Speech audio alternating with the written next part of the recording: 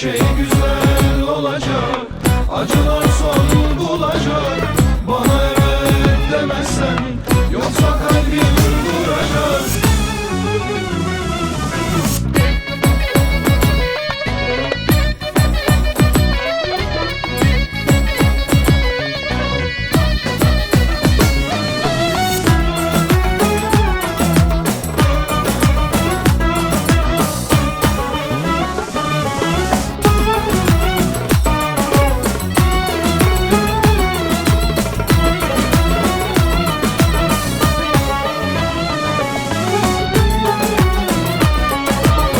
Kara gözlerin beni alev alev yakıyor.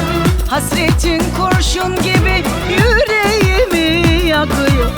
Sana kul sana köle, aşkında yoktur hile. Seni çok seviyorum, düşürme beni dile. Her şey güzel olacak, acılar son bulacak. Bana evet demesen, İnan kalbim duracak. Ver elini sevgilim, mutluluğa gidelim.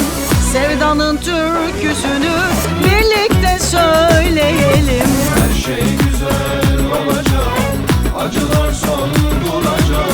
Bana evet demezsen, yoksa kalbim duracak. Ver elini sevgilim, mutluluğa gidelim. Sevdanın türküsünü birlikte söyleyelim.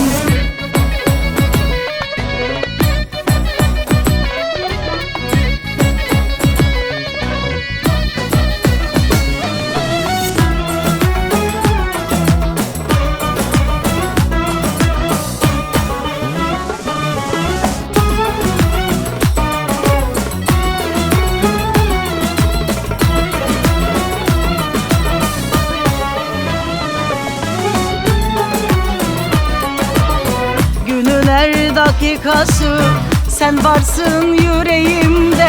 Yaşama sebebimsin, muradımsın gönlümde. Sana kul sana köle, aşkında yoktur hile. Seni çok seviyorum, düşürme beni dile. Her şey güzel olacak, acılar son bulacak. Bana evet demesen, İnan kalbim duracak.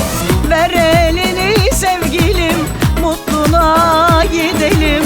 Sevdanın türküsünü birlikte söyleyelim. Her şey güzel olacak, acılar son bulacak. Bana evet demezsen, yoksa kalbim duracak. Ver elini sevgilim, mutluluğa gidelim. Sevdanın türküsünü birlikte söyleyelim.